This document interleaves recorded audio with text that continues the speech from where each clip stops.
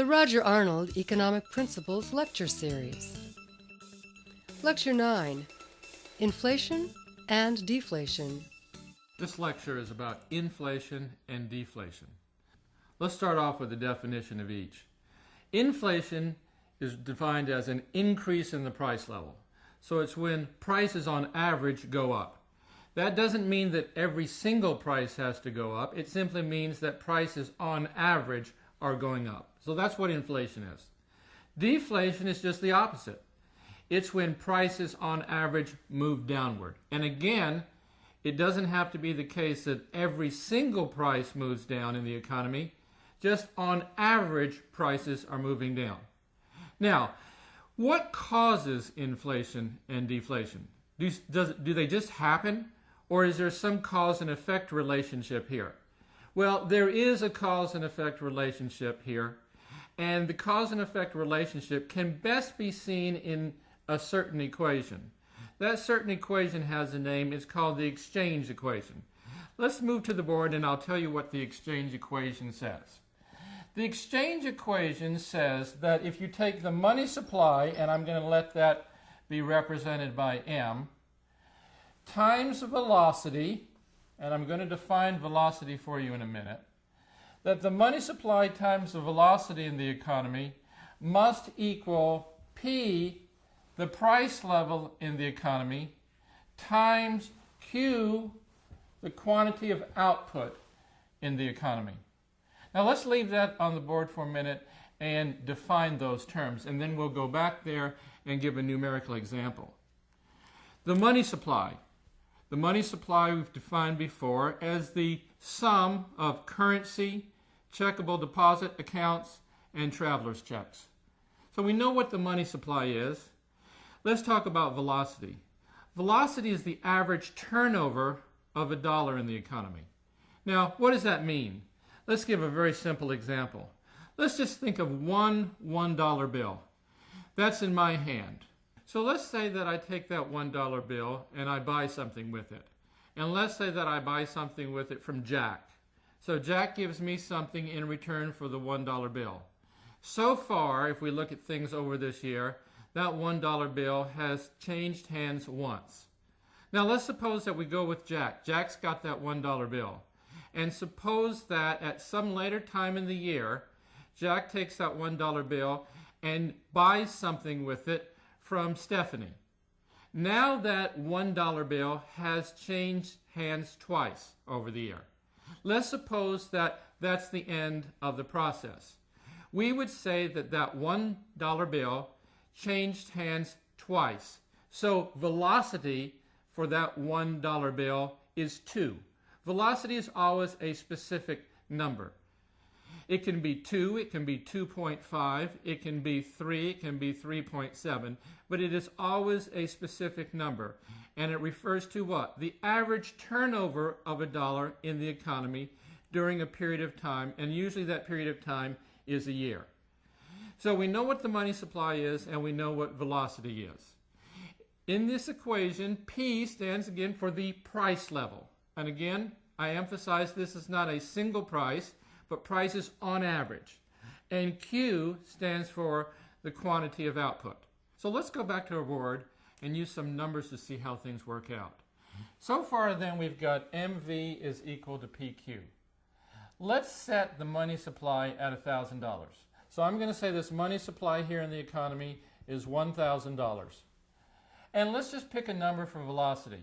Let's say that this money supply changes hands twice during the year. So velocity is 2. So we've got money supply of $1,000 in the economy and velocity is 2. Now, ask yourself this critical question. How much spending is there in the economy? You might want to say, well, what's the money supply? And I say, well, the money supply is 1,000.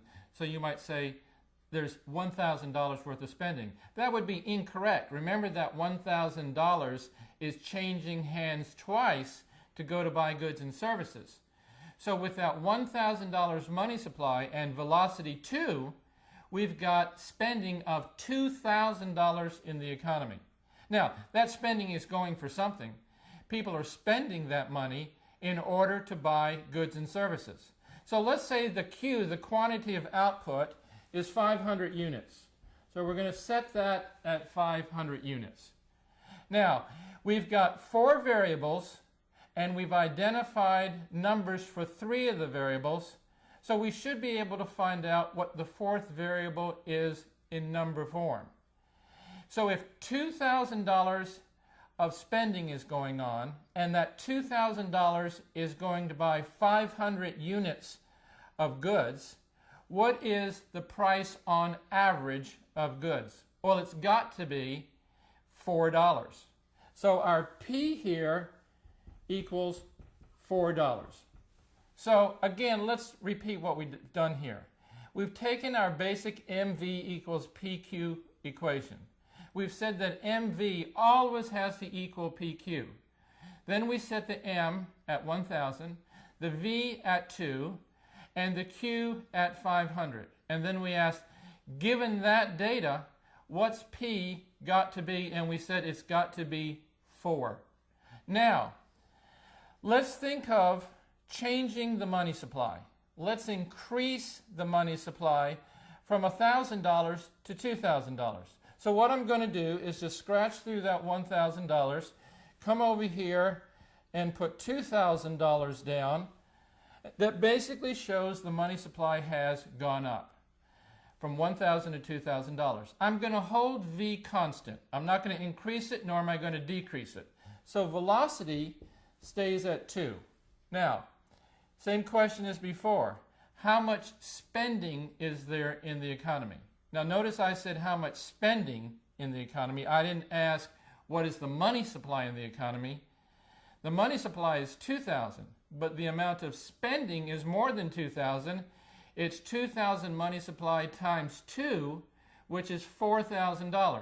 So right now there's $4,000 worth of spending in this economy. Let's keep Q, the quantity of output, constant. So I'm going to bring down this $500, and now I've got the following.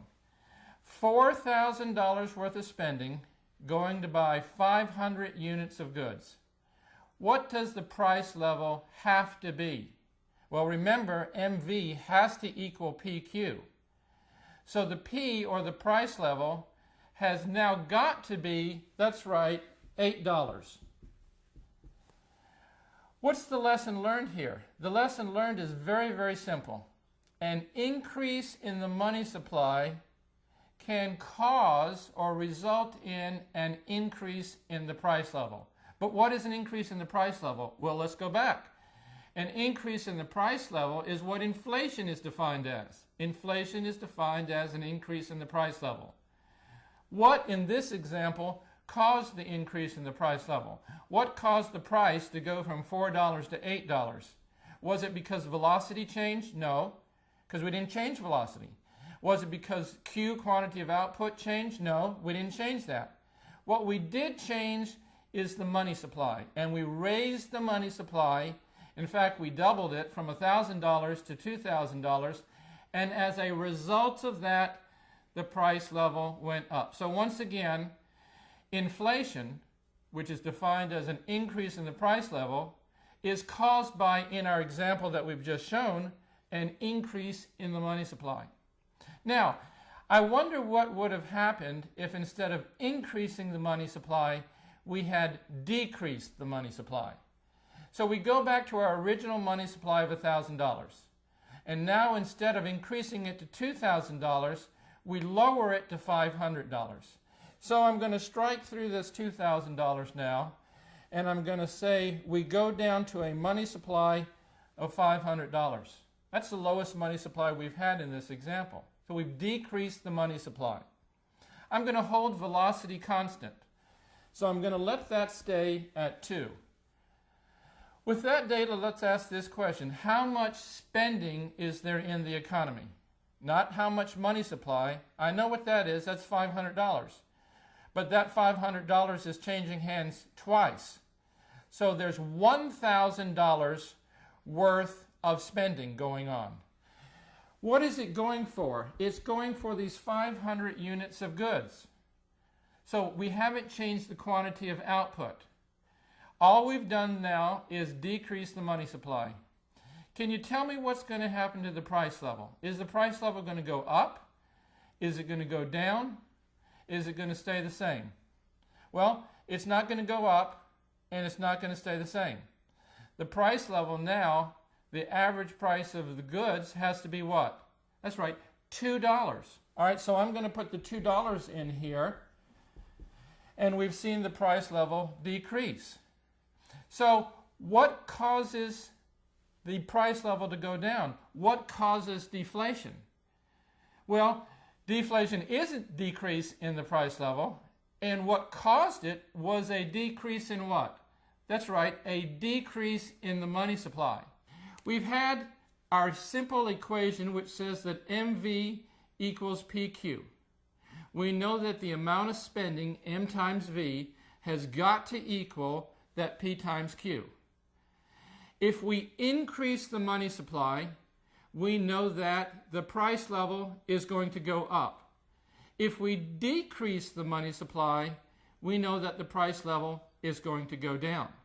Now, is there anything else that can cause inflation?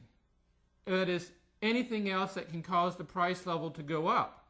Or anything else to cause deflation? Anything else to cause the price level to go down? Well, yes, there is. Let's go back to another variable in our exchange equation, MV equals PQ. Suppose we this time left the money supply constant, left the quantity of output constant, but increased velocity. All right, so velocity goes up. It goes up from our example from 2 to 3, but the money supply doesn't change, and the quantity of output doesn't change. Tell me what's going to happen to the price level. Is it going to go up? Is it going to go down? Or is it going to stay the same? Well, if velocity went up, which is on the MV side of that equation, and Q on the other side of that equation is staying constant, then it has to be that the price level P goes up. So another variable that can change, that can cause the price level to go up, is V, velocity. Or let's think of this in terms of deflation. Suppose the money supply again is constant. We don't change that at all. We don't change Q, the quantity of output, but this time we lower velocity from, let's say, 2 to 1. There's not as much spending in the economy. The money supply now times this lower velocity means less spending. What's going to happen to P? Well, velocity goes down. P has got to go down now. So a decrease in velocity can change the price level. So now we've seen not only what inflation and deflation are. We have definitions of those. And again, inflation is an increase in the price level, and deflation is a decrease in the price level. But now, more importantly, we know what causes inflation. Inflation can be caused by, for example, in our two examples, and money supply going up and velocity going up. And deflation in our examples can be caused by money supply going down and velocity going down. Now you have a little clearer idea, I hope, of what inflation is and what causes inflation and what deflation is and what causes deflation. I hope you'll be with me for the next lecture.